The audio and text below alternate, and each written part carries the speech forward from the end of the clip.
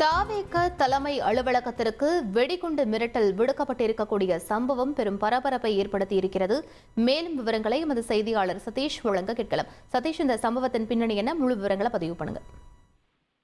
வணக்கம். தமிழக வெற்றி கழகத்தினுடைய தலைமை அலுவலகம் என்பது ஈசிஆர் பனையூரில் அமைந்திருக்கிறது. இந்த பனையூர் அலுவலகத்திற்கு வெடிகுண்டு மிரட்டல் என்பது விடுக்கப்பட்டிருக்கிறது.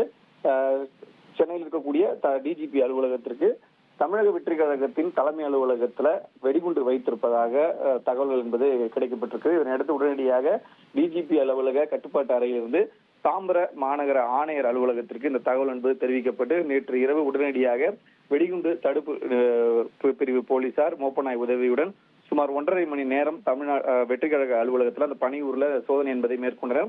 உடனடியாக கட்சியினுடைய பொதுச் செயலாளர் ஆனந்த் அவர்களுக்கு தகவல் தெரிவிக்கப்பட்டு அவரும் சம்பவ இடத்திற்கு நள்ளிரவு வந்திருக்கிறார்.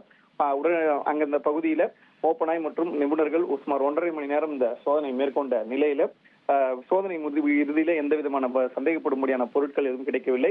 எனவே அது புரளி என்பது தெரிய வந்தது. உடனடியாக அங்கிருந்து அனைவரும் புறப்பட்டு சென்றனர்.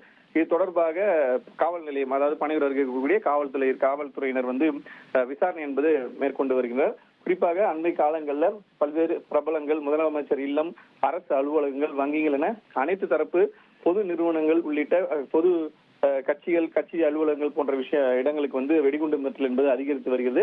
இது குறித்து கூடுதல் கவனம் என்பது செலுத்தப்பட்டு உடனடியாக அந்த விசாரணையை முடுக்கிவிட வேண்டும் என்கிற அடிப்படையில் பல்வேறு கட்சியினரும் தங்களுடைய அறிவுறுத்தல்களையும் அறிக்கைகளையும் வெளியிட்டிருக்கக்கூடிய சூழல் தற்போது தமிழக வெற்றி கழகத்தினுடைய தலைமை அலுவலகத்திற்கு வெடிகுண்டு மிரட்டல் விடுக்கப்பட்ட சம்பவம் பெரும் பரபரப்பை ஏற்படுத்தியிருக்கிறது.